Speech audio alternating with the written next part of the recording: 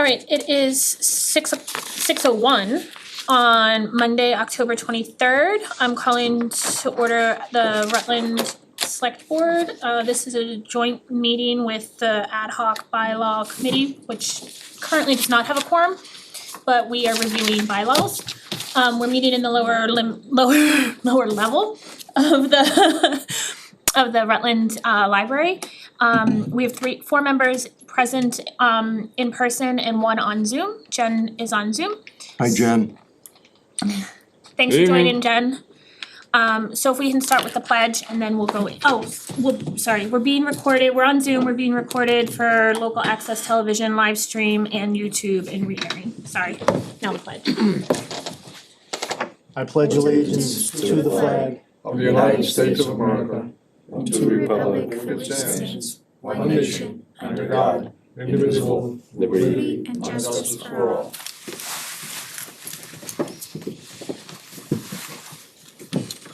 So we can, as it's an off meeting night from our regular meeting, it's a special bylaw meeting, review meeting, so we can get started right into bylaws. I think we were looking at Town Council, is that?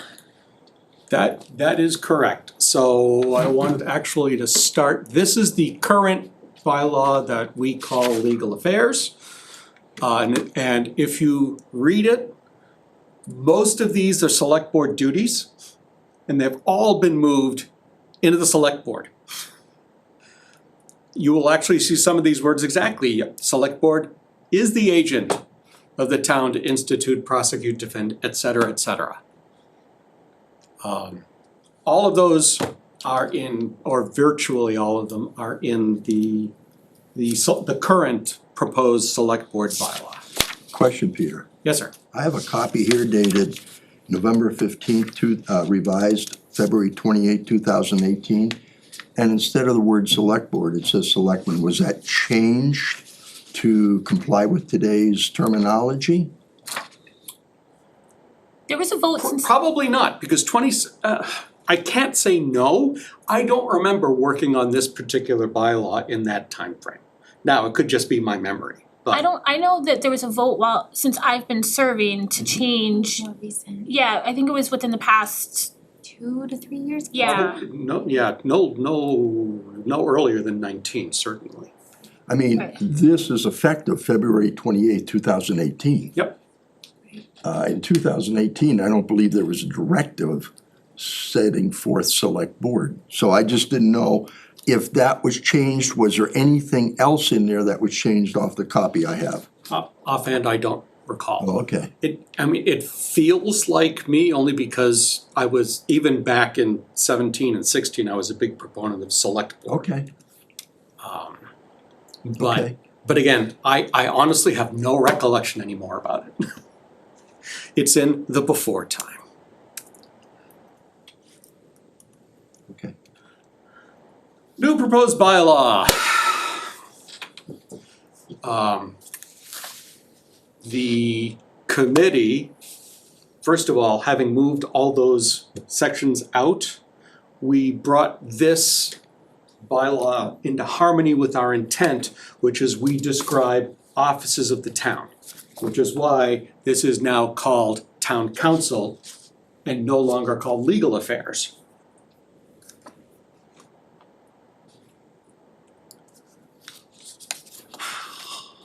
So what does Town Council do? When authorized by the select board or the town administrator as its designee, Town Council shall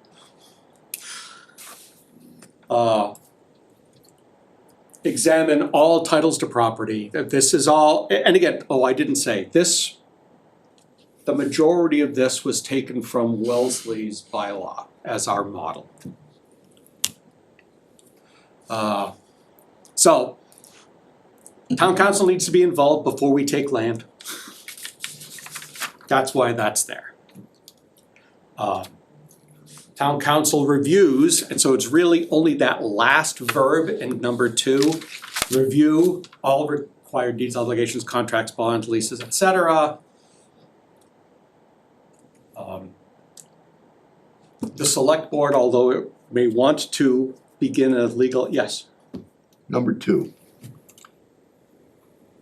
review all required deeds, obligations, contracts, bonds, leases, conveyances, agreements, and other legal instruments of whatever nature. Mhm. Is there any wiggle room here? Or is our legal counsel required to say, even a small thing that we do has to be I gone bel- through legal? I believe that it is important that town council review every single legal document, period, Okay, bar none. No exceptions.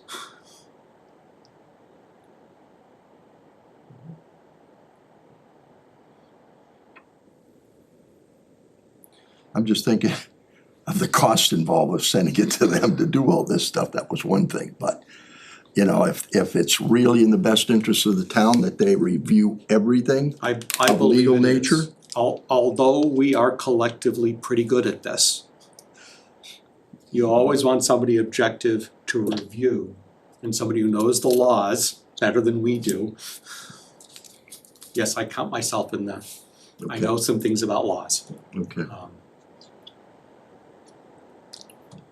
And I'll actually make the point that number 2 is very, very, very, very consistent with the way Margaret started things. She was militant and rigid about this point. okay, Now, a lot of that I think has to do with the town's history and becoming more professional from where she joined versus now, and there are some changes already in town, but I still think it's a fundamental responsibility of the town to pass every legal document through council. I know at times, if there was like a contract or something that was similar, it wouldn't necessarily go for full legal review if it was a similar type contract. But I think things have been changing so quickly in municipal government that there's value to having another set of legal eyes on things. I think, Austin, I'm not sure how you feel about it, but I think just having that relationship with town council to kind of pick and choose or piece together what may change or not change and have a cursory, at minimum, a cursory look at things. No, I agree. I think the only exception would be our grant contracts that we get from the Commonwealth of Massachusetts. Those are often the same contracts every time.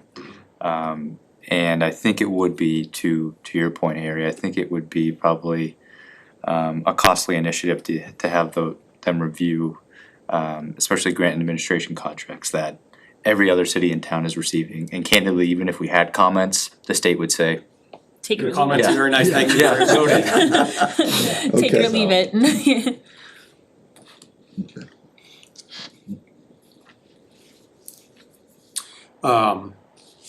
If the town decides to begin a I ask a legal question? action, I'm sorry?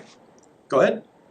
Oh, I'm sorry, just noticed your hand, Jen, please, Do you mind if I ask a question? please, feel free. Sorry, that's okay, no, that's all right. Just to clarify number 2 also, it's strictly just reviewing, helping to draft the content when it comes to call it executing or re-upping any of those as necessary, that is some place else that is responsible for that.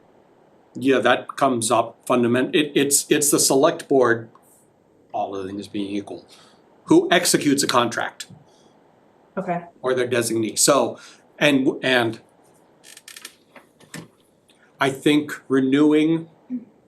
long-term leases, it's a fuzzier issue in terms of whether there should be legal review of a 20-year lease of a ball field, for example. I don't wanna say shouldn't be, I don't wanna say must be, cause if it's already been reviewed, I don't know, I can't tell you what changes would have taken place in a long enough period of time. It's a 30-year lease, by the way. Well, state Even bid list better. changes like quarterly. Right. So, you know, what you looked at today, and if you go back and look at it in January, no, it's not the same It could stuff. be very different. But I don't know if it's necessary for council to review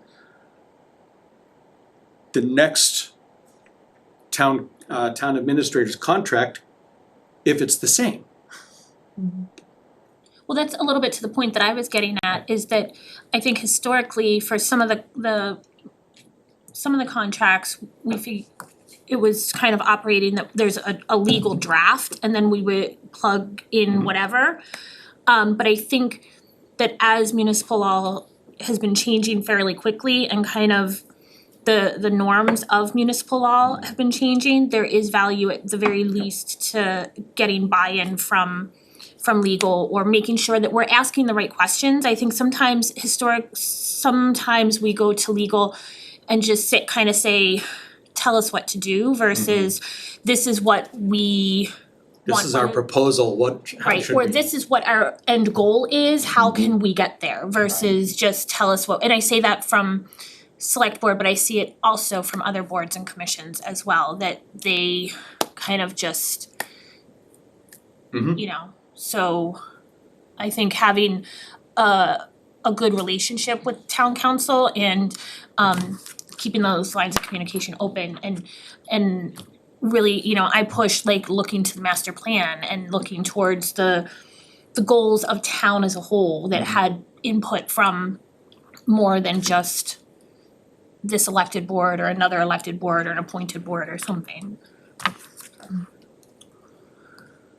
And I guess to continue my question too, thinking of leases, is town council involved when that lease comes to an end, or is it another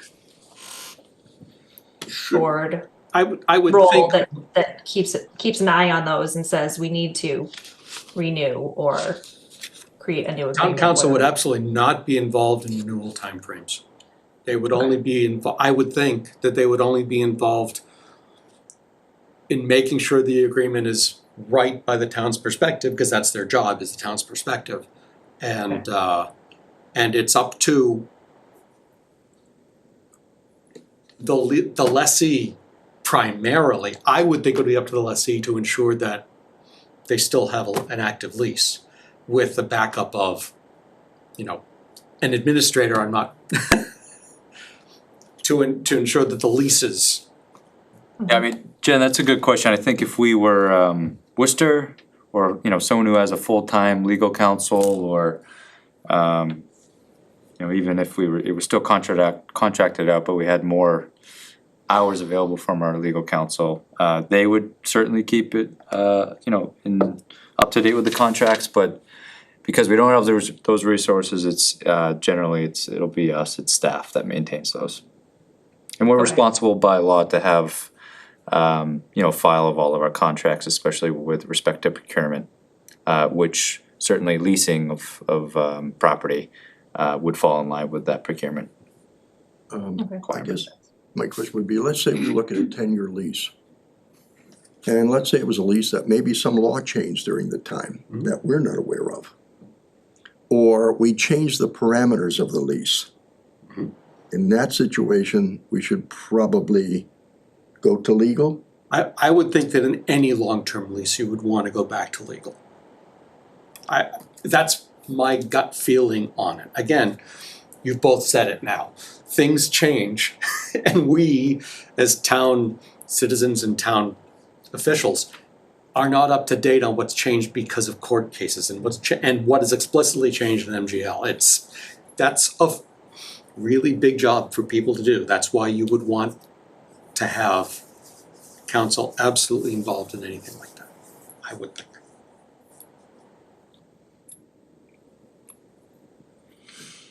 Tamika, do you have any perspective as far as kind of from the administrative side, being in the office and through the office and everything, on this side of things? Yeah, I feel like when you're in this position, you kind of do it, you kind of start to get a feel for what needs to go to town council, maybe what doesn't need to go to town council. As you mentioned, certain things that are kind of in draft form that we keep recycling that we know has already been reviewed. So like, for example, with the town warrant, I often use my past drafts to create the new one, which is then less time and money spent on town council because the majority of it is things that they've already worked through for us in the past. So it's kind of situational, but I think sometimes it's judgment too. It's a judgment call on what we send and what we don't send. So I guess my thought is, if something comes before the board and that agreement, the lease, the contract has made, we are recommending a change to that, that should go through town council.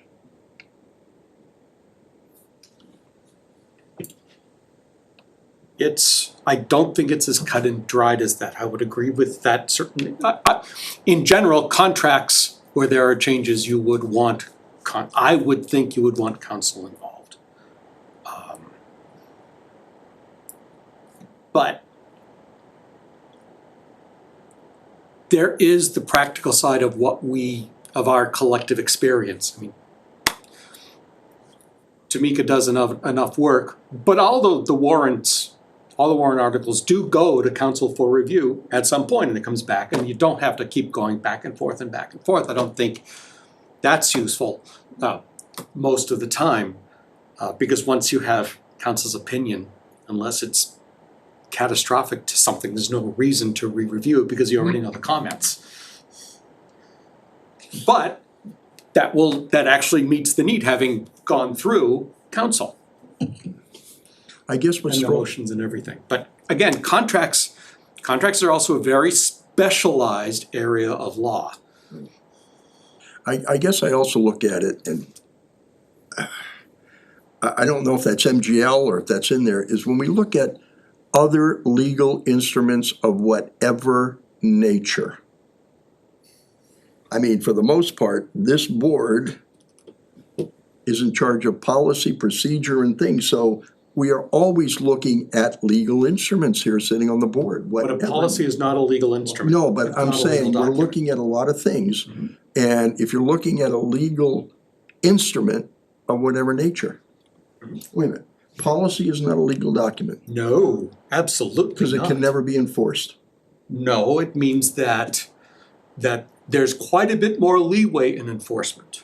Doesn't mean you can't, of course you can. Policy can define all manner of things, but there is more leeway to say, we're not gonna do this time. And there is no legal recourse when you don't follow a policy. Except to get rid of it. Doesn't necessarily get rid of it, because you can choose to say, in this one case, we're not going to, but in all other cases, we will. A policy Yeah, is that's a not, nasty piece, we'll just defer that. a policy is not a legal document at all. Well, okay, the last cable contract that was done with the town and Spectrum or Charter or whoever. Anyways, there was an awful lot of discussion between town council and Spectrum council, okay? And what it boiled down to is the fact that town council was looking to say, okay, this is what the town is expecting, and this is what the town should be provided with. And Spectrum was being a lot more specific with what exactly they wanted it to say. And so Paul Cranston just stood up to him and said, it's not gonna work that way, this is the way that the state law requires, and so on and so forth. And there was a lot of negotiation between Spectrum and Paul Cranston. And eventually, it came down to what we were looking at as being, the town was more protected by what the end product was than it was initially. So that was the way that it did work out in that respect.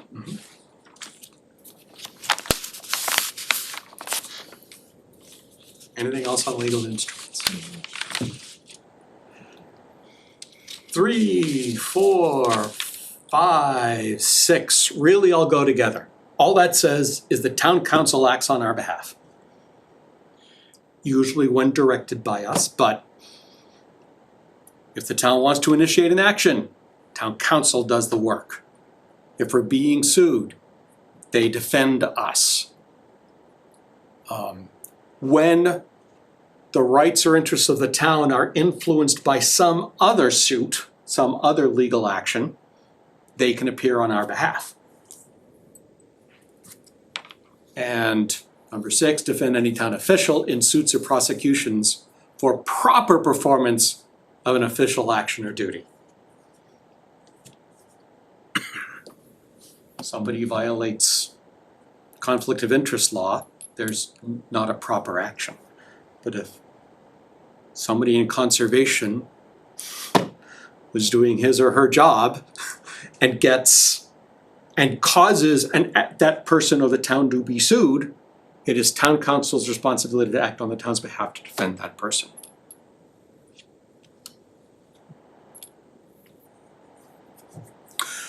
Sort of related to 5 is appearing before the legislature on our behalf.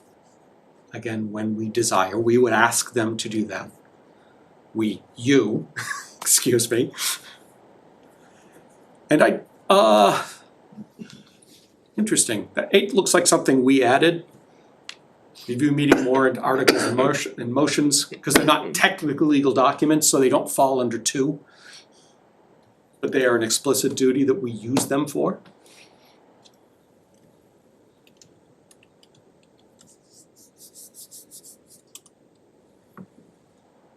Questions on the duties of town council? Special counsel, well, why do we have special counsel? There are special counsel when you are looking for specific experience or knowledge that is not generally available or widely available, especially through the firm that we're in. That should hopefully be less frequent than it was before we had a single attorney in his own office, and his breadth of knowledge is his breadth of knowledge. When you're outside of that, you needed to go to town council. I know that some committees in town have used town council in the past several years.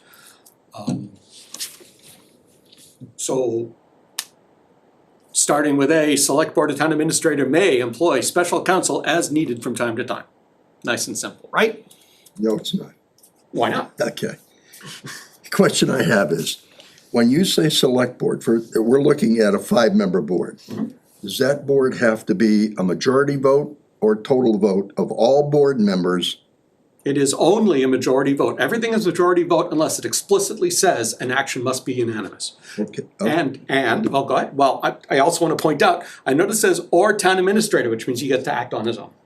Right, and that's where I have an issue if it takes 4 of us here, or 3 of us, to initiate it, but it only takes 1. So I'm wondering if it should be a different type of setup for the select board. Well, the problem is timeliness in the select board versus immediacy of a need. Okay, Having the town administrator act on his own knowledge and beliefs gives him the power to act very, very, very quickly. And you don't have to think about, oh, we have to have a select board meeting, and that means that even if it's an emergency meeting, there is still a posting, there is still a time, there's an agreement of getting 3 to 5 people together plus staff. And even at times, I think, Austin and Tamika, correct me if I'm wrong, town council may suggest that for whatever reason, that an alternate council be used. And that's usually just in communication directly with the office and not the board as a whole. And so in order to Peter's point, keep things moving and expedited, this issue is ongoing and it needs to be addressed. And town council is recommending a different an alternate council for a list of reasons. I think it's almost like an issue of expertise. Just because I'm on the select board, I'm never gonna know as much of what's going on in town as the town administrator. It's just not gonna happen. He's there all the time. That's why we hired you. I mean, you're the top department head. That's the way I look at it. And believe it or not, it happens more often than not. It hasn't happened in this case, but, and it doesn't always have to be bad legal affairs. If we're working on an intermunicipal agreement with another community that shares the same council, oftentimes they'll recommend one of the communities to seek outside counsel to review the agreement. So, you know, oftentimes that, would you wanna go to a board meeting for that, or would you empower the town administrator, or staff to quickly seek outside review of an agreement? I mean, it makes sense what you said, Peter, timeliness and everything else. It's just that I looked at it, I guess, from a very simple standpoint in that it takes the whole select board or just the town administrator. So that's where I was coming from. Maybe in the case where we didn't have a town administrator. That's right, the intent of this is to make the select board and the town administrator peers in this respect. That was the intent of the writing here. So- Because he's gonna know what's happening and what needs to happen. Right. Is this Mass General Law? No, Oh, that's us, okay. yes. And I think if there were a case that there was disagreement between the board and an administrator, it provides an avenue for the board to still say, we think that this is a valuable use of funds or resources or a priority, so we as a board are giving this directive versus. It absolutely, I think it has to also be peer related. I'll just go with the Concom has something we believe we need special counsel for, the town administrator disagrees, it gives me an appeal, if you will, or vice versa. I mean, I'm picking on Austin a lot tonight. No, I'm okay with that. I just didn't see the parameters So- of that. The whole reason A is here is not because of A, it's actually, believe it or not, a given.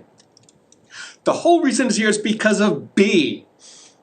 We have had in this town certain committees go to special counsel without any authorization whatsoever, and it has cost this town dearly. Right. I think it should be section 4A. Yes, It's- absolutely, okay. it should be 3A. It's also, no, you're right, that probably is 4A, my mistake.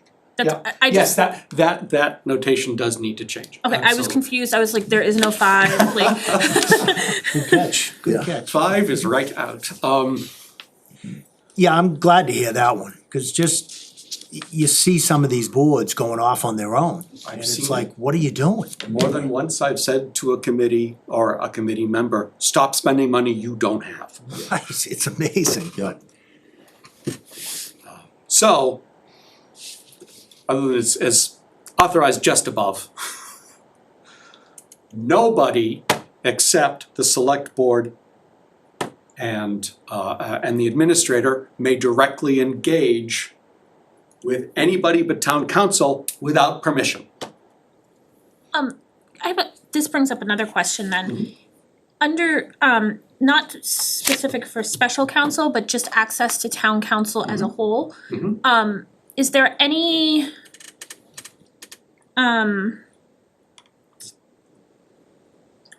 triage as to who has access to town council? I know certain boards and commissions need it, and that's, and So I'll just take the bylaw committee as an example. Every town administrator, ever since we've been formed, I have asked the question of town administrators, okay, if the ad hoc bylaw committee goes directly to council? And it's universally been yes, because I believe that that's necessary. I think it's hard to write the words to say only certain people, only certain boards, only certain officials have direct access to town council. It is my opinion that the select board and the TA should also other than otherwise given access, should not have direct access to town council. well, and that's, I was gonna say, is there a way to somehow say that it at least needs to be, the office, the town administrator's office needs to be alerted or something, just because I don't know, Tamika, Austin, how prevalent it is currently with boards and commissions going directly to council. But I know in the past, there has been some instances that boards and commissions have gone directly to council, and then it turns into a little bit of, well, we're not getting responses, but nobody even knew that they went to council. So it's this, It was that kind of nasty in the past, where they were doing that, charging up a lot of money? I don't know that it was a lot, I mean, I don't know how much money it was, and I think that If they're not getting a response from council, council's not spending money, so they're not charging. But Harry, I know when I first started on this board, there was a lot of discussion about, with the last board, there was a lot of discussion about like getting new counsel and all of that was coming up in regards to things I really didn't know anything about. But it sounded like that was a lot of what was going on. You had so many people reaching directly out to council that council was kinda. Well, there was a period in time where I had to go ask the board for access to town council every, beginning of every July, okay? Right. And, they have not requested me to do that ever since, but, you know. And I don't know, Austin, how you guys are, Tamika, you guys are currently running.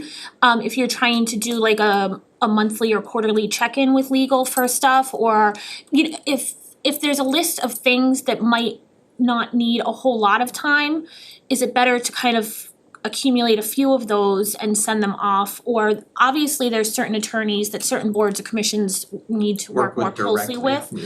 But I still think that having some sort of, the office having some sort of knowledge as to what's going on is beneficial. Austin, Tamika, I don't know how you guys feel about it. So before I give my statement, actually, and I have what I think is a good statement, of course I think it's good. Jen, your hand has been up for a little bit.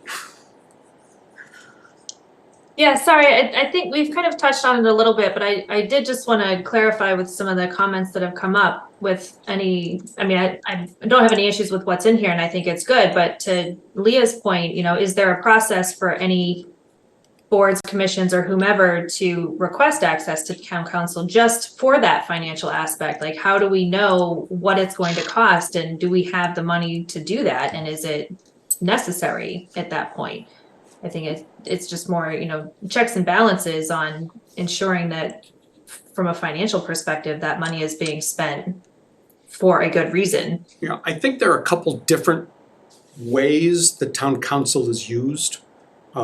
There is planning board where things come up, but they have a fund they can use to pay for it. There's bylaw review, which is ongoing, but we have a fund specifically for that. But this ad hoc stuff from, and I'll just pick on Concom again, we had to do we've done cease and desist, we've done a few not so fun things. And sometimes we have money, but Concom especially has money to use for it because it's enforcement, but Earthworks Board has a fund, has a budget of precisely $0. We don't have a line item, we don't have anything. So when it comes time for the bylaw that we are writing to come forward, that will have to come out. And by the way, there have been a couple of opinions that we've asked for town council. Oh no, I know why. I still haven't written the email that I owe you to forward to town council about questions that we have in order to influence the bylaw correctly. But there's no opportunity for an earthworks board that has no budget to pay for it on its own. So there are some beyond the expected legal expenses of the town. There are going to be more than that. Now, what I was going to say is, it is my belief, in fact, I've treated this policy that whenever I have a legal issue that I go to the town administrator and let him forward it off. That was, again, a very strict rule of a previous town administrator, but I said it's a good idea for all the communications reasons you mentioned and all of the financial reasons that have been mentioned here. They all make sense.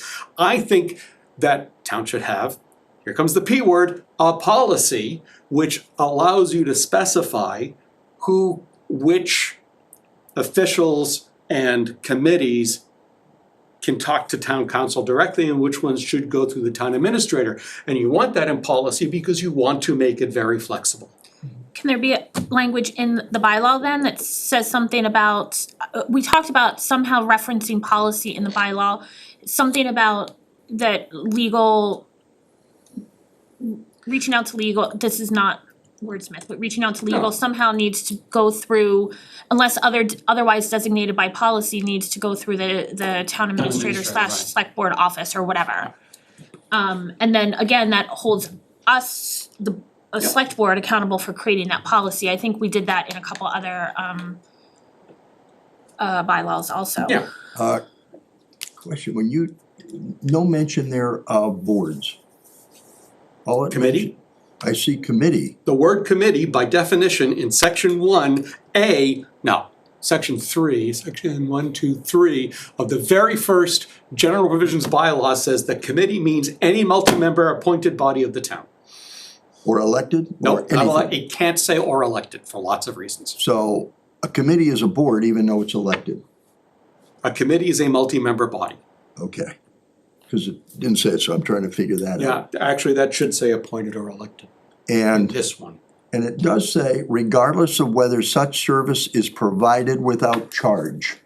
Yes, So even if it's free, they still have to go through us. yes. Or the TA, or a town meeting statute, whatever. Right. And that's because it is in the town's interest to be sure that all legal opinions rendered are rational. And I don't want a legal opinion from Cousin George. I don't want that to rule a committee's behavior.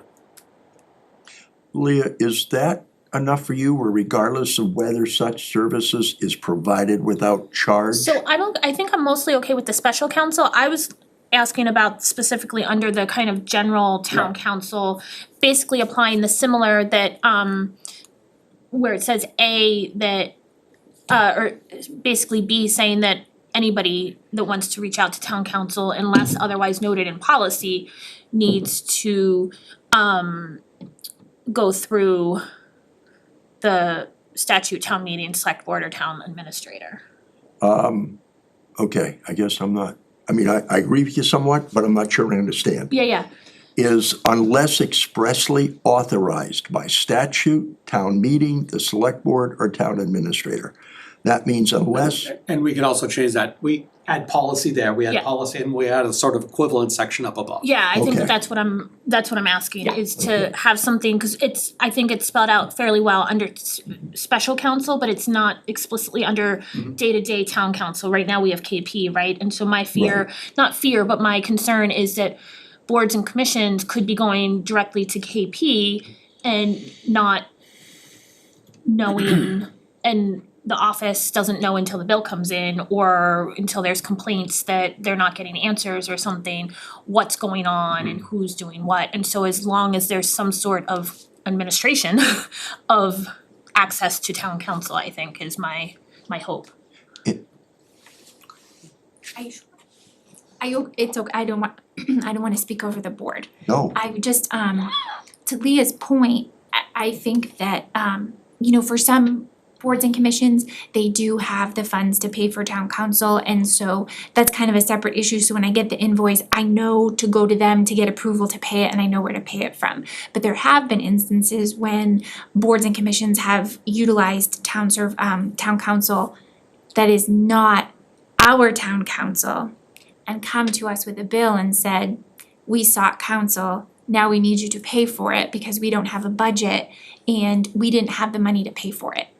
And we, given the limited budget that we have for legal and the amount of times that we have to use it throughout the year, our office really has to, I really monitor that closely so we can pace ourselves. So to have people kind of, going rogue, if we can be explicit with that. It is a risk to the town Yes. and its finances to have people act outside of the normal processes. so in the past, just this legal affairs did not say whether or not they could seek town council. Correct? Okay, Because it wasn't about the legal affairs bylaw wasn't about town council. okay, all right. Is it pretty consistent which boards have a line item for legal? Yeah, so it's not, so essentially it's the boards, Jen, that have a revolving account. So it's not a line item per se for town council, but for example, like planning board has a revolving account that they can use. Conservation has our Wetlands Protection Act account as long as it's for enforcement. But then there are other boards and commissions, some folks that don't have a budget at all, but are still But utilizing. the ones that do, Mhm. is that something that we approve at town meeting for as part of how much goes in for those revolving funds? Like, and is there any chance that, this year, some of, like, the historical commission would end up getting money to put towards legal affairs for whatever reason that would change, or is it pretty consistent, the ones that have it, that consistently use it? It's pretty consistent, Jen. We do at annual town meeting vote to set the amount, the limit of spending in each of those revolving accounts, and we kind of base that on the past history. I think the difference, like with planning board, is it typically would go through the town planner, so it was going through staff. And so that, you know, and I did their finances and was part of those meetings, so could kind of monitor, you know, what that spending looked like. It was ironically enough, some boards and commissions that didn't have a budget at all that were expending those funds without staff knowing until they came with a bill and said, we utilize these services and now we need the town to pay for it. Well, to make. Yeah, I'm just, Sorry, go ahead.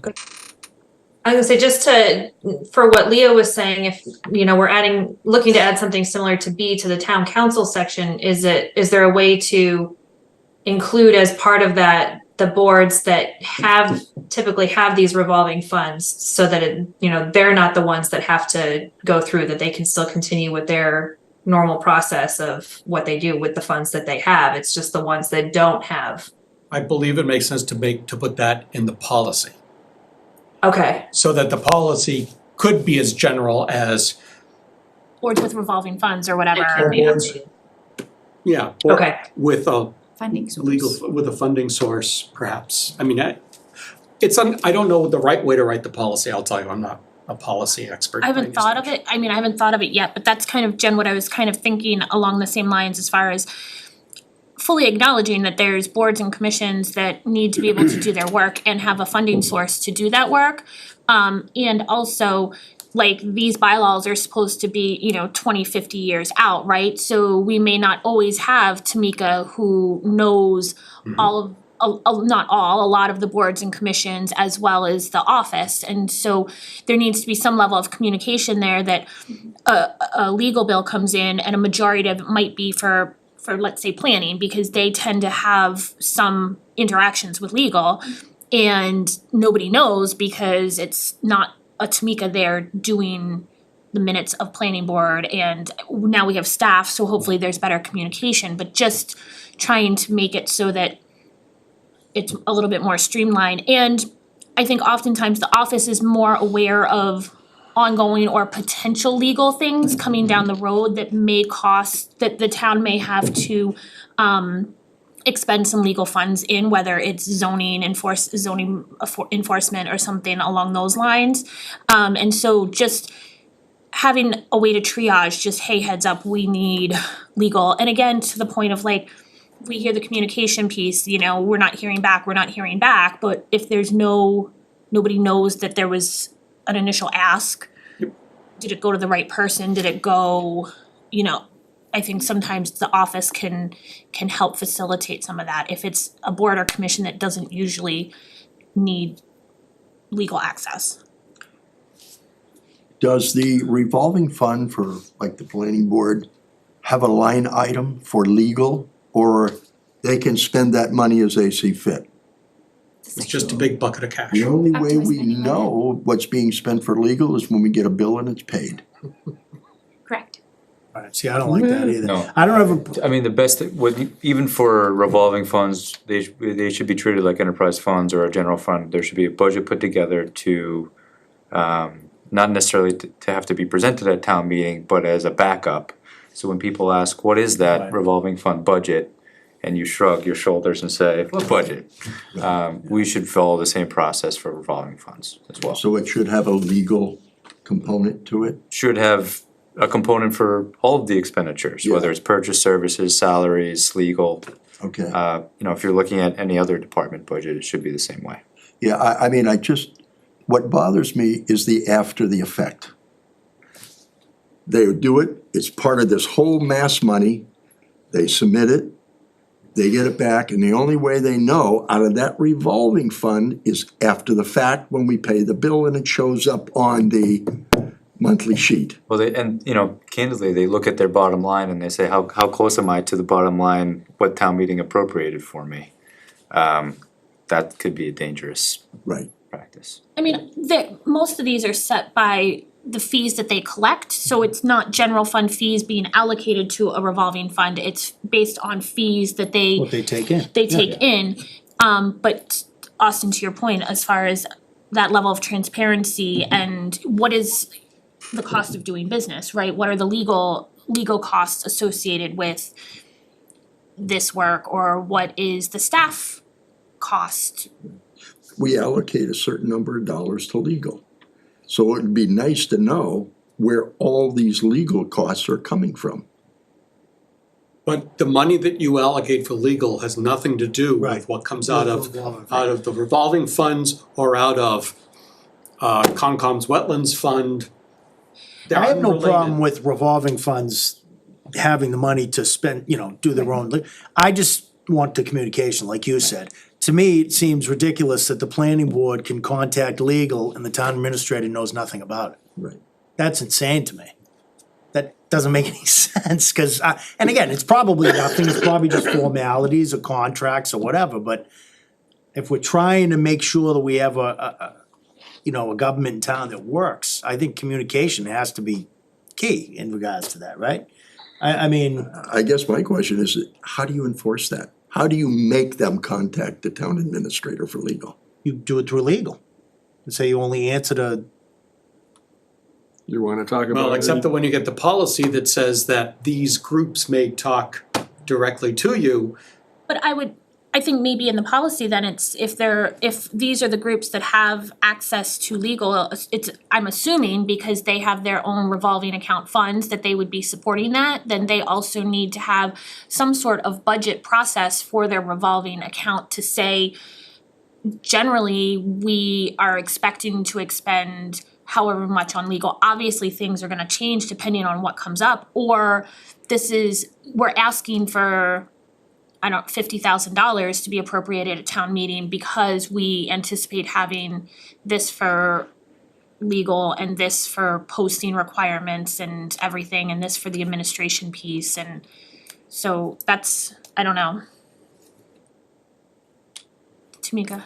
I would just add, maybe if you clarify that it should be staff only that's communicating with town Oh, 'cause then, council, like, planner because and- sometimes it muddies the waters when you have individual board members that are communicating via private email addresses, and now Right. you have legal communication that we may not have access to, or it may not be in a file, or whereas with staff, you know that would be professionally handled and you could easily access it if you needed to. Maybe that's kind of like a clarification that you add, that, if the planning board is going to do it without necessarily communicating with the town administrator, it has to be done through the staff, planning, through or the the staff. planning staff, yeah, and not an individual board member. right, That's just my thought. So I think I'm okay if we can add something referencing policy, and then we work on creating a policy that we're happy with as far as how to address the people that, or the boards or commissions that legitimately do need access. yeah, you're not denying anyone access, you're just, again, trying to streamline it so Right. that everyone knows what the heck's going on. Right. So like you said, you don't find out a year later when I you're would, paying the I bill would and you go, take what the hell care is this? in the writing of that policy, because we haven't gotten there yet, but I am pretty sure that the bylaw committee bylaw specifically allows access to counsel. Because the bylaw committee does nothing but bylaw and will communicate with counsel as necessary. And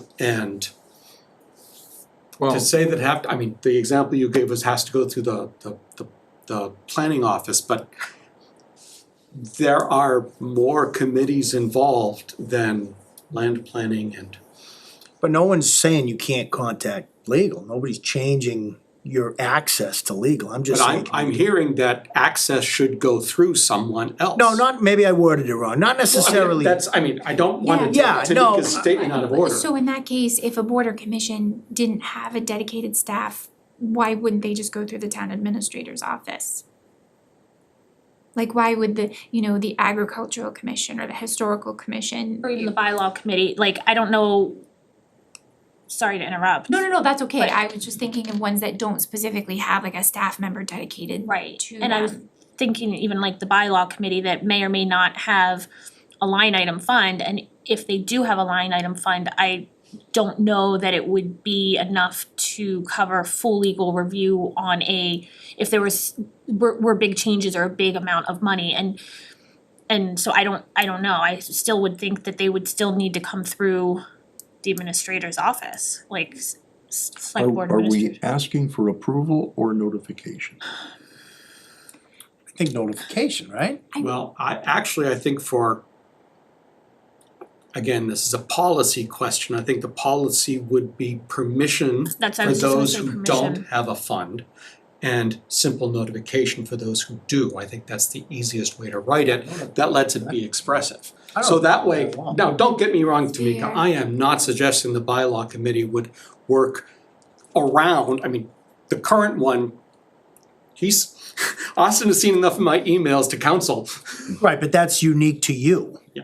You're not gonna live forever, and these No, but boards again, change so often. it's also policy based where Right. we do have a fund and we asked for permission upfront. I think permission is key because to my point, like most of the time the office knows where the general fund stands and what is on the currently in process or on the horizon and where that might put us budget wise.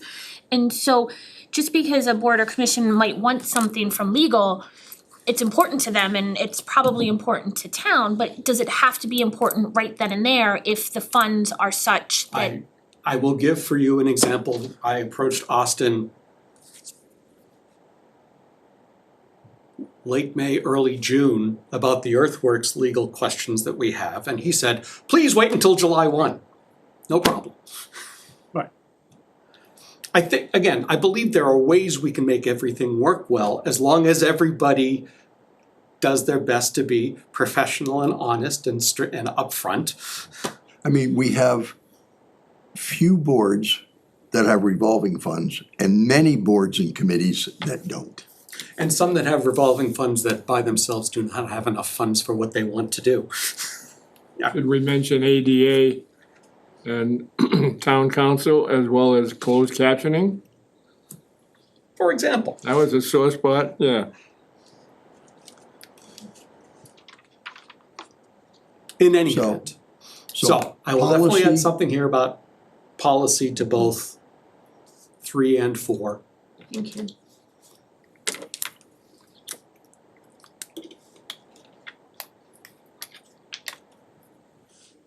Anything else on this? Cause I think we are at, yes indeed, the end.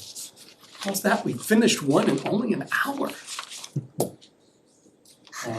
You done? And Harry, to answer your question, something in section 4 changed in 2017. I don't have the notes on exactly what changed.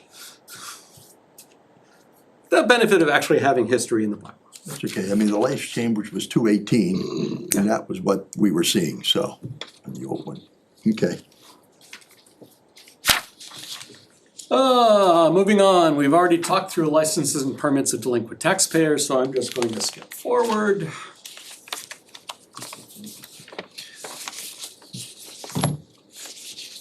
Public consumption of intoxicating substances. This used to be called public drinking. One of Rutland's favorite topics.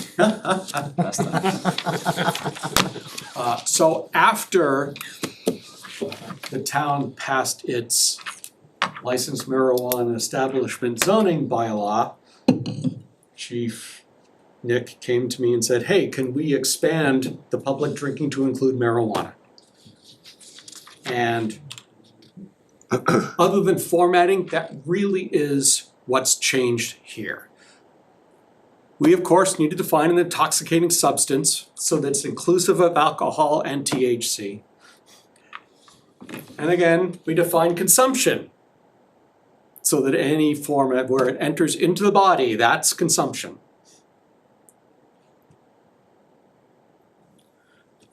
You'll notice the authority section is much more complicated because it deals with section 21, which is alcohol, 93G section 3, and 272, section 59, both have to do with marijuana, as I recall. And just to cover our bases, the home rule amendment of the Massachusetts Constitution.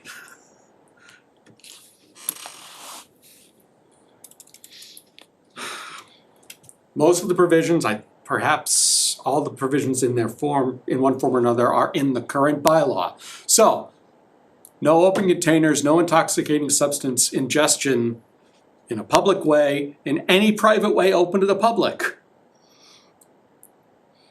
Public building, public property, any private way or parking area regulated under the provisions of 9018, and no, I don't remember what that is.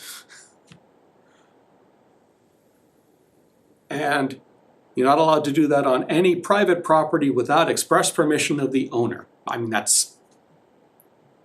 So, you're going to a party where there's gonna be drinking, or you're bringing your six-pack and intend to drink at the party like everyone else, you need permission. You can't just start toking anywhere and everywhere. Peter, Yes, ma'am. with regards to the marijuana side of it, Yes. what do we consider an open container? There's all kinds of forms of A hookah. marijuana consumption that I would not necessarily consider an open container.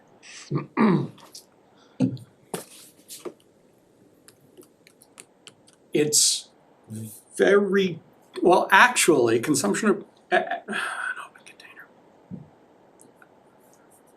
Because I mean, what if somebody just went to the dispensary and then they go to the concert on the common and they have something in their pocket that they just purchased? What's considered open container if they're not actually using it? Well, I think the more important element and the part that's going to be enforced more is the consumption. Open container is really, I hate to say that it's limited to alcohol, because it's not actually limited to alcohol, but it's most easily regulated and enforced with respect to alcohol, for exactly the reasons that you mentioned.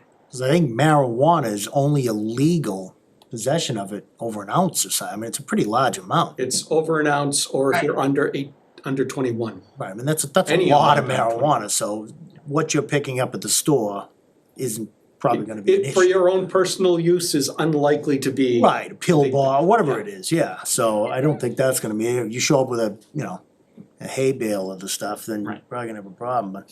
I mean, let's also be clear that this bylaw does not give extraordinary freedom to the police to search you in case you have such a container, just because you might. That's. Yeah. So there's always has to be a presumption of reasonableness to enforcement.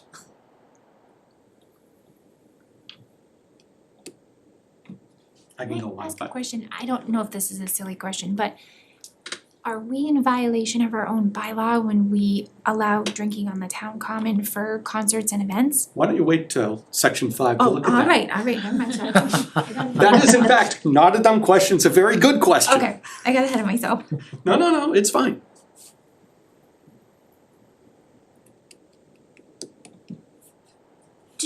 Sorry, did, Chief Monaco, we approved the amendments at town meeting, right, No.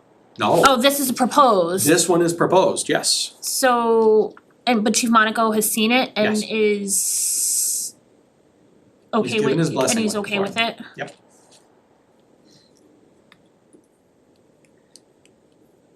Jen, I think the open container piece is really the smell of smoke, is kind of where you tend to get the complaint, is it smells. And so, I don't know, obviously if people are walking around with open cans of beer or open cans of It's something, it's visible. self-evident, yeah. But if they have a flask or nips that they are doing whatever, it's less obvious, and I think that would be similar to some of the marijuana. Is kind of how I see those two as similar but not really at all, if that makes sense. No, I agree. I just it's not just something you can smoke.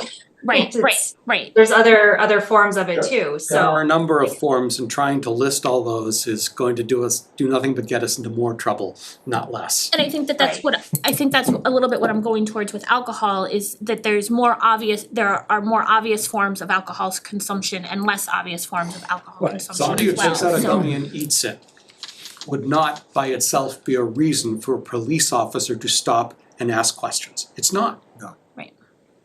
See, when I look at consumption, and Jen brings up a good point, is you're in the common, you're enjoying the 4th of July, somebody's smoking a joint, and guess what? I have asthma. It bothers me. So do I get up and leave, or do we confront the individual who is consuming the marijuana? That is an offense to the individuals. It can be, but is that practically any different than somebody smoking a cigarette and you're the same asthmatic? Because public cigarette smoking is absolutely legal. But we're not talking about that, we're talking about marijuana. I understand that, but I'm just saying the example you gave and the reason you gave has other implications we need to be careful about. I mean, I think it comes down to the enforcement piece, which right. a lot of our bylaws, I mean, I've been talking about this, is how much enforcement does this town, can this town do? Will And it tolerate? can we do based on budgetary constraints and staffing constraints, and do we actually want as a town? And I think this provides an avenue for public safety to do their job, and also use their discretion to do their job. I mean, I have nobody smoking marijuana if they're on the outskirts. Let the smoke, let everything clear, that's fine, but if you're standing 10 feet away from the bandstand, that's a little different issue. It's not like somebody drinking too much. Right. And then all of a sudden getting loud and boisterous. Consume it publicly anyways? You're not supposed to. marijuana? I don't think we Isn't would. No, you're not, Through Mass General law, are you even Yeah. allowed to consume it publicly anyways? you can, That is my understanding, yes. Yes or Which no? is why section A is, 5A is written the way that it is. the chief would have to correct it, I'm pretty, you can legally possess it. Yes, You can Right. consume it. I'm not sure, Right. I don't think you can consume it Publicly, in legally. public. You can consume it at home or any way you wanna do But it. yeah, you can have it on you. You can have it on you, Right. right, it's possession, it's not consumption publicly, so, That's think my that's only where issue I'm- is the consumption yeah, Yeah. in the crowd. right. I think that's where I'm still questioning is if we're speaking specifically to the marijuana piece, if we're talking more about the consumption portion of it, should it specifically have something related to marijuana and smoking of it because of the smoke and well, the versus- definition of consumption includes, as you can see at the top of the page, ingestion, inhalation, or any form of transfer of an intoxicating substance into the body. Therefore, smoking is definitionally consumption. And this bylaw says public consumption of intoxicating substances. That's the title, and that's the intent. Okay. Except for 5. Except, right, but this is, that's, if you pay attention, there's a lot of wiggle room that doesn't give as much wiggle room as you think. So all of those prohibitions do not apply to any activity duly licensed by the select board under applicable provisions of general laws. There is no way for the select board to license the public consumption of marijuana. It can't happen today. And if it becomes legal to do it, and such a license is granted by the select board, then it is. Okay, my brain went a little bit different, I'm thinking 4th of July. We have the trucks out there with beer and everything else, that would be a licensed Absolutely. activity. Yep. So if that's the case, then 4, all that stuff does not apply. Correct. Except that again, the activities have to do with public consumption of alcohol because that is all that can be licensed.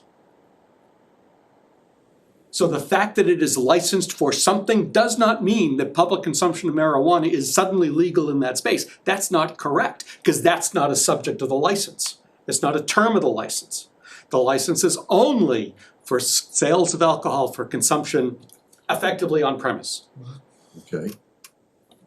So, in that case, 4th of July, all the license we grant to the alcohol dealers, the beer and wine, so forth, because we've licensed them, they're exempt from having beer. From the public, they're But they're exempt. exempt from selling it, but are the public exempt from consumption?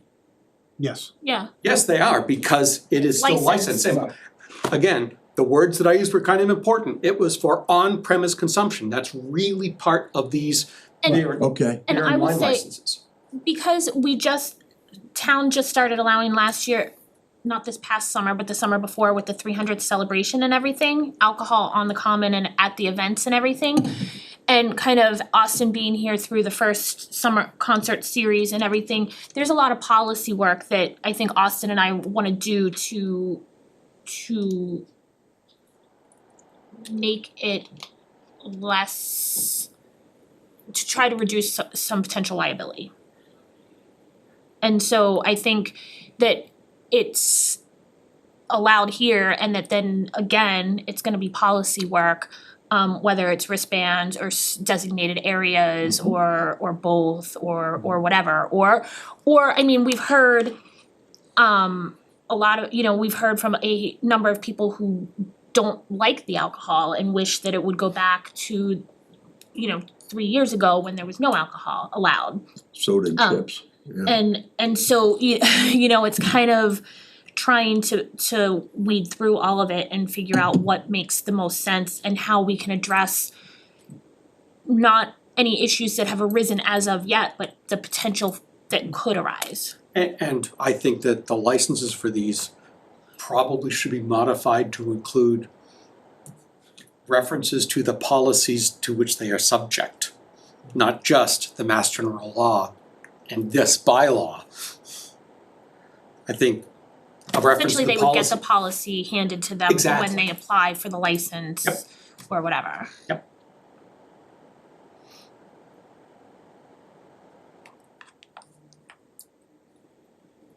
And to Austin's point, with MGL, it's not, public consumption of marijuana is not allowed. So the only thing that, So you can't possibly license it, even if you wanted to, Right. you can't license it. and again, So- that comes into the enforcement piece of which we can't bylaw enforcement, I mean, we can bylaw enforcement, but. Right, we've defined conditions which are not legal and are subject to fine. Okay, so alcohol, understand, marijuana, in no case can it be consumed Today, yes. In public. in public. If Mass General Law Right. changes, I would hope that public consumption would be a licensable thing in the same way that you can license the public consumption of alcohol. I would hope that Mass General Law would be changed in that way so that it could be licensed as a thing. And that would make it allowable. And if that happens, per number 5 here, we would still be covered by our bylaw because it doesn't explicitly say there that it's alcohol only. Exactly, It's just any exactly. activity. This is intended to be written in a way to be forward, to allow for expansiveness based on how MGL changes. Cause it will Because- change. Yeah, we're Can very you- sure MGL is not in its final form Yeah. about marijuana Right. or anything else, but Jen, do you have, it still doesn't really help with the open container kind of question. I think it's an enforcement piece. Yeah, I mean, thinking of, like I said, the other forms of consumption for marijuana, like I said, if you just buy a package of edibles, for instance, even if they are open, it doesn't mean that you're actually consuming, so that's I guess my only, Right. it's a gray area, but I don't know that we can really account for it. It's no different than I left a party and I have an open bottle of wine that I didn't finish in my car. Right. not in the trunk. Yeah. Right. Yeah, I think again, it's gonna be common sense enforcement as Yeah. far as, is there reason to suspect that someone is totally, Right. By the way, Jen, that's the oldest excuse in the book. I'm sure you've never heard that before. I'm sure Jen has never said it before. We don't need an enforcement policy as part of this bylaw. All we need is define what is prohibited. Okay. The fines are specified in the schedule of fines. I mean, who has the authority to arrest, if you will? Police. If you go back through all the MGL sections that are referenced, any police officer has the ability Okay. to enforce.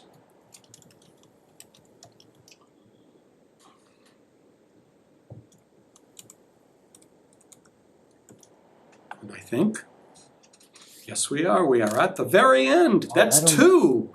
It took like 15 minutes. That's how long they should take, but moving on. Unregistered motor vehicles.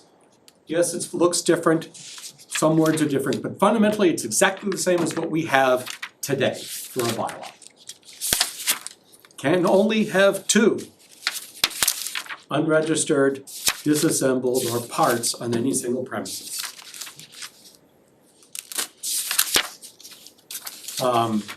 The exception for B, this article shall not apply to a person, that's an auto shop. Of course they're exempt. And C, again, this goes back to Mass General Law specific exemptions, this article shall not apply to farm vehicles.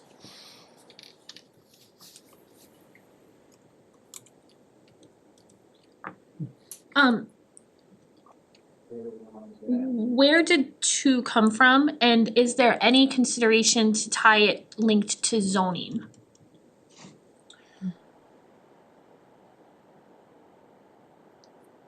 Well, two came from, I don't, no, actually it is in the current bylaw, so it probably came from Town Council originally.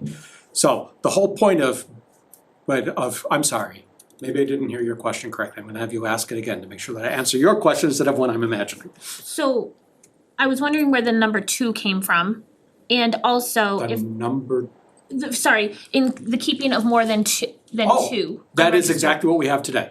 Okay, and so that's just carryover, and is there any consideration to link it to zoning as Nope. far as town center or R40 or R60 or any of, There was no intent and no desire, because basically, it says you can't have it anywhere except on a place that's licensed, and a place can only be licensed for auto work in the correct zones. so you can have two.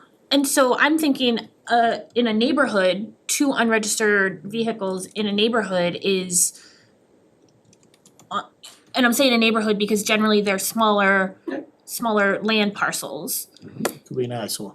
Two is something, whereas out in an R60 or something that is a more spread out situation, two is still an eyesore, but you're not on smaller parcel generally. We gave that no consideration whatsoever. And in fact, no, because I don't know the 4021 is a very generic section of Mass General Law, so I don't think there's a basis there. I was like, 4021 is just kind of describing select boards, The but like, no, it defines the bylaws you're allowed to write. right. That's what's in 4021. So, I just had it up. I think two vehicles is Jen, pretty. I'm Jen. Leah, Yeah. what, I guess I have to play like, I'm not sure I understood your comment in terms of why two cars on a small street somewhere versus two cars on a big lot? No, I was wondering if it was linked to the zoning, to like town center district or the R40s or the R60s or something, because I think of two unregistered motor vehicles in a vibrant downtown is potentially an eyesore, or in a neighborhood that the lots are smaller and the houses are closer together versus two unregistered motor vehicles on a bigger parcel on the outskirts of town is still an eyesore potentially and not necessarily wanted by the neighbors, but oftentimes the parcels are larger and more spread out. I mean, I see your point that if you have 5 acres and you stick them way in the back 40, Right. you're never gonna see them. However, you still have 2 unregistered vehicles on your property. No, I'm saying keep the, I was surprised that it was 2 as Oh. an upper I limit. think 2's pretty and- reasonable, Right. actually. Yeah, I do And- too. Yeah, I mean, And, right, that's, I was surprised that it was That low? right, Yeah. no, that it was that high, really, to be Oh. honest, and especially in a more condensed Residential. residential area or business district or something, that there would be 2 allowed. And I'm thinking more because we know that there's considerations for the keeping of chickens and everything in different residential zones now and everything. So as the town is being built up and we're hoping to have a little bit more of the economic drivers, is there a want, a need, a desire to have it restricted or based on zoning? So what would you do to the car enthusiast who happens to live in a residential lot, but likes to just tinker with cars and take things apart and put things together? And they would be unregistered in that state Right. most of the time. What do you say to that person who wishes to do that? Because if you take it down to only 1, then you're restricting that person's.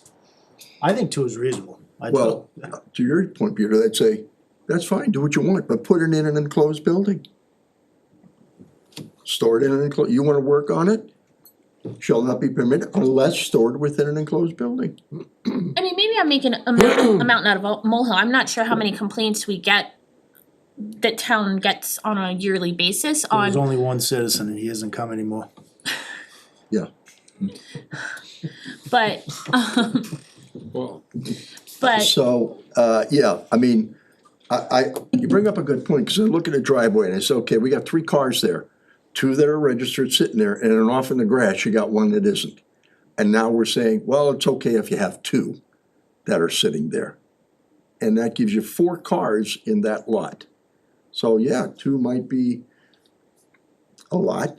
I haven't seen them driving around town that much, but 1 could be, I'm not either one way or the other, 1 or 2, doesn't really, I just think that if you're working on it, put it in the garage. If you got 1 and you got 2 basically, stick the other one in, buy a shed for it then. Yeah. And stick it away, get it out of the sight of the public. So I guess, I don't know. again, I'm looking at it a little bit longer term also, that as the town continues to be built up and Right. like I said, we're hoping to have some more economic growth and everything in town. But again, if it's not an issue right now, then we don't need to, maybe we can just put a pin in it and see if there's any conversation in any other public forums or anything, Peter, but if you haven't heard anything. Nothing about this one. Austin, if I could ask you to reach out to the chief of police to ask him how many times this has been invoked in the last 5 years. Well, or how many times has he gone by unregistered motor vehicles and seen 1 in 10 properties versus 2 in 3 properties? I mean, there's a difference. If you have 1 and it's expansive, yeah, then it shows up quite a bit. Okay, so any auto repair business does not have a limit on the number of cars that they can have. Correct. Would it be something that we might wanna look into? I thought some I of the. don't know that we can. That's where I'd have to dig into. I thought the used car dealerships are generally limited to number of vehicles that they can, that there's some There's a number. limit, there is a limit on the license, Yeah. so, but it depends, there's no specific, it's usually at the discretion of the board depending on where the property is located and the size of it. There's some that are limited to 6 vehicles, there's one I can think of off the top of my head, another is limited to 20 vehicles. So, if I may ask, is that 6 vehicles for sale or 6 vehicles total? This particular dealer is not allowed to sell vehicles from his property because he's in a residential zone. He actually takes them from this property and brings them to another property in Worcester where he can sell them. So he's only allowed to have a But they're maximum of registered. 6, not when they reach his property. so you have unregistered cars on a property that could be more than 2, who he's By this who he's person, working He on, has dealer and then license. takes them to another place to sell them. Correct. What's the Is it- sorry, Lynn, No, go ahead, no. What would be the difference between that and a junkyard then? I mean, if he has, right? There's three different classes under Same MGL point. of license, 1, 2, and 3. And then the board, at their discretion, limits the number of vehicles that particular property can have. So each one is different and there isn't a specific policy in place. It's just been kind of historical, what's been done. And I think some of this also came on the periphery of the major home occupancy Yep. permit allowance also, as far as, is there an avenue to allow sales also or not, or But I will say that the business that we were referring to, he does have an enclosed building where these vehicles are stored, so you cannot see them Okay, so from the that road. takes care of that. There you go, yeah.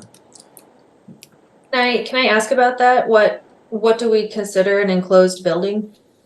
Semantics, but just like an actual brick and mortar building or? No, I think it can be a temporary structure, because there's nothing here that says it can't be. It could be a tent, that is a structure. Just can't see That's it. what I'm asking. like a Yeah. tented What- carport or something. Right.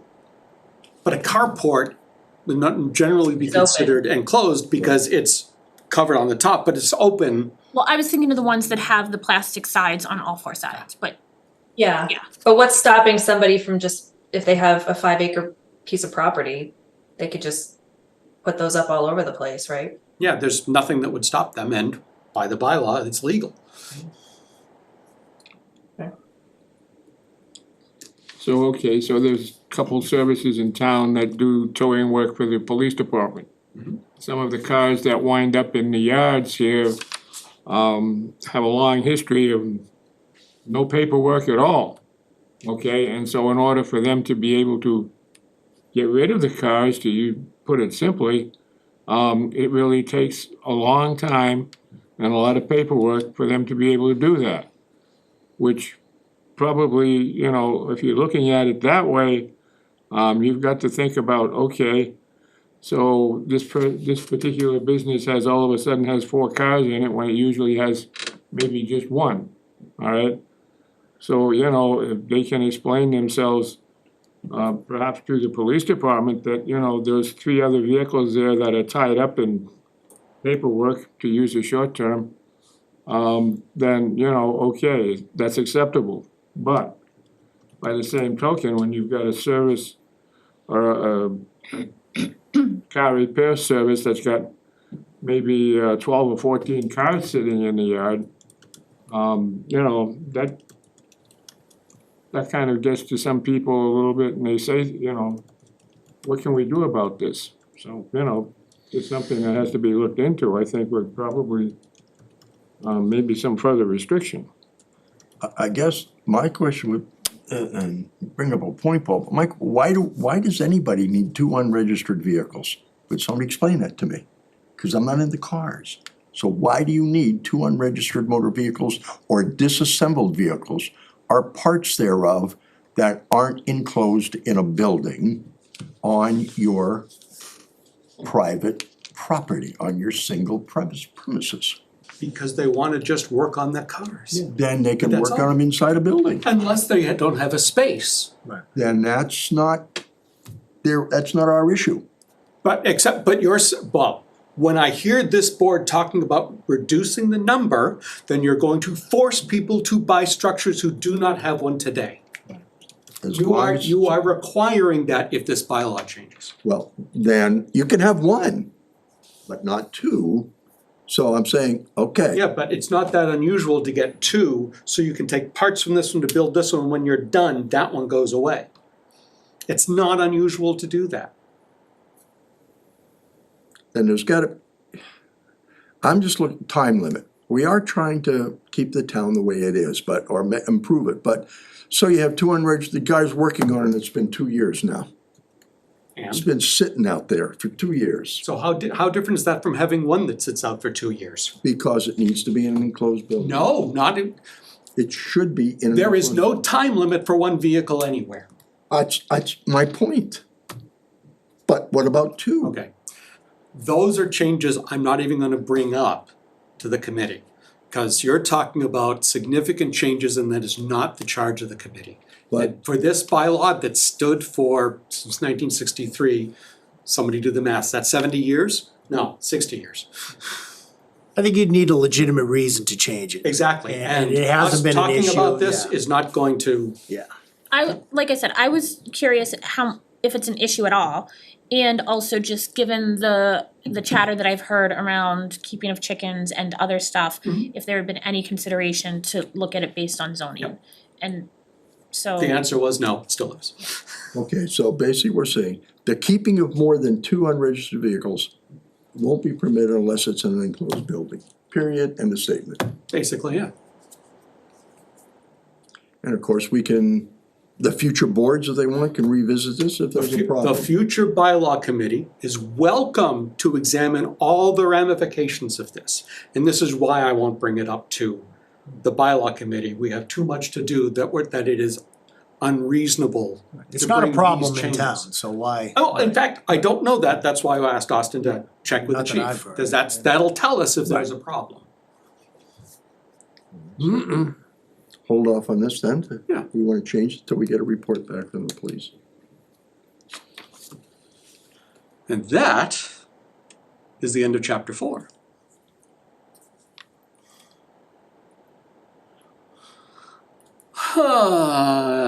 It's approaching 7:30 and I hesitate to begin this one only because some of the changes that were done and some information you need. But this whole chapter is all about, as it said up above, multi-member bodies. So it's all of our boards, committees, commissions, councils that we have bylaws for. When's our next meeting?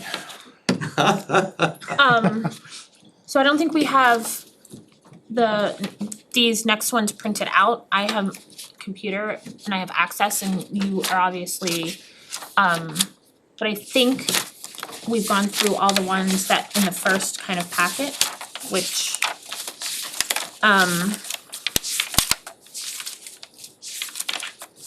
sorry, I'm just double checking. If you would, I think, yeah, yep.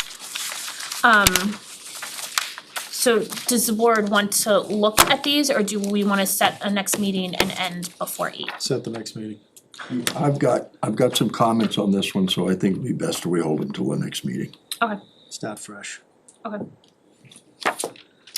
So, our next regular scheduled meeting is October 30th.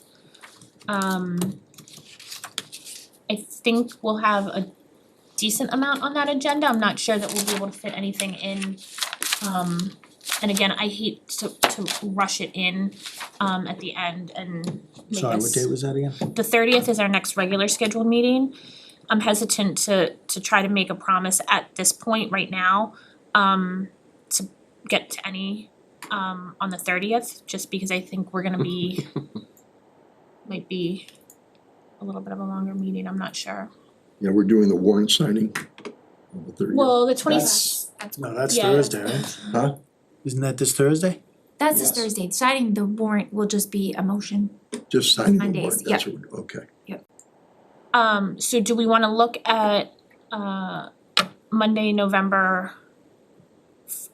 Wednesday, November 1st? Nope. No, that's Wait. a, I have a CIPC meeting then, Wait, can I ask You you a do? question? yes. That is not on my list. That means I That's haven't been because we notified. just changed it. Ah, Right, Wow. I think you said November 2nd. What's that? I think you said November 2nd for the CIPC. yeah, Thursday, No, we November. couldn't. Oh, you could, okay. No, we couldn't, so that's why we said the Wait, first. so, I'm sorry, if I can interrupt for a You wanna, second. I wanted the second, but do you wanna meet in the wood studio? This Thursday, What's so that? is the warrant Are signing? you meeting here? It sounds like, is there a conflict? Yeah, this room is for, usually, yeah, they usually meet in Calkins. yeah, It'll be Thursday's a joint meeting with FinCom Okay. to go through. yeah, I'm the calling warrant, and then kind of an we'll- emergency one, so we can get moving on the stuff. Okay, well, and then Monday we'll just make the I motion was just gonna to- say, if that's not gonna take long. No, it's gonna be. So Wednesday the 1st is out. Our next then the off Monday would be November 6th, right? The 30th is our regular meeting. November 6th would be our off meeting night, so we wanted to stick on a Monday for right now. that would be November sixth, we could do November eighth. The seventh is the municipal or the state election, so we won't do anything on the seventh anyway. So November sixth, November eighth, Yeah, I asked Melissa. Thank you. The sixth works for me, Monday the sixth. Jen, or Monday, I know Mondays are the least ideal for you, can you try to do the sixth again, or? I can try and do 6th. I would probably need to do it on Zoom with soccer practice, and I have an 8 o'clock commitment on the 6th. Okay, I'm available on the eighth, so sixth or the eighth. I'm probably not available the 8th. Paul, are you available on the sixth? Harry, are you available on the sixth? Yeah. Can we aim for the sixth then, and we'll try to end by 7:45, Jen, to get you off so you can make your 8 o'clock? Okay. Does that work? I know it's not Yes. ideal. No, that's fine, as long as you don't mind my doing Zoom. And I don't mind at all. I like it as an option for sure. I know being on the Zoom end of things can sometimes be tough, and just as you did today, feel free to just kind of interject and mention when you have something that you want to say, because if we're viewing the screen, we can't see you. So just, Yeah, I'm fine with it. Like I said, I try and get there as much as I can in person, just sometimes it's I know. soccer's over in a couple more weeks, so hopefully that will help. Well, and we're meeting a lot. This board is meeting, I think, by far the most out of any boards in recent history. And I really appreciate the board's commitments and the staff commitments and Peter, the bylaw commitment, because there's a lot of things that I just wanna that I feel like have been hanging over the board's head for a number of years. And so I appreciate it. Let me just look forward a little bit for a minute. Tamika, thank you for the reminders, by the way. Oh, you're welcome. Yes, they're very helpful. Good, I'm glad they're helpful. Yeah. Okay, so once we finish the next chapter, which is all of the committees, then we're gonna go back and have to answer all the questions we've left open, because the committee needs to do work to do the rest of the process. Could be. I was even gonna suggest maybe depending on how our meeting on Monday is looking, if we can maybe address a couple of those outstanding questions on Monday rather than start something new, to your point, Peter, to try to wrap a couple of those up to pass off to the committee. If that works. Yeah, I think it would be fair for us to put it on. As of right now, I don't have anything that's super time consuming or a number of things. And then if for some reason things happen and you don't get to it, you don't, but at least it'll be there if you guys do have the time. Yeah. And I've been trying to make sure I keep that follow-up form updated so that we can reference back, and I've noted the things that have been resolved so we can still see what's outstanding. And I appreciate that. I appreciate being able to look at it every Yeah, day. no problem. It's super helpful. Okay, so Monday, November 6th, 6 o'clock. We'll try to keep it end by 7:45. Any other business to come before the board? Hearing none, I would take a motion to adjourn. Make a motion to adjourn tonight's meeting. I'll second. Motion and a second, questions, comments? Hearing none, roll call. Harry? Second, aye. Matt's and I. Ledger, I. Galvin, aye. Whitman, aye. We're adjourned at 7:34. Thank you all. Bye, Jen.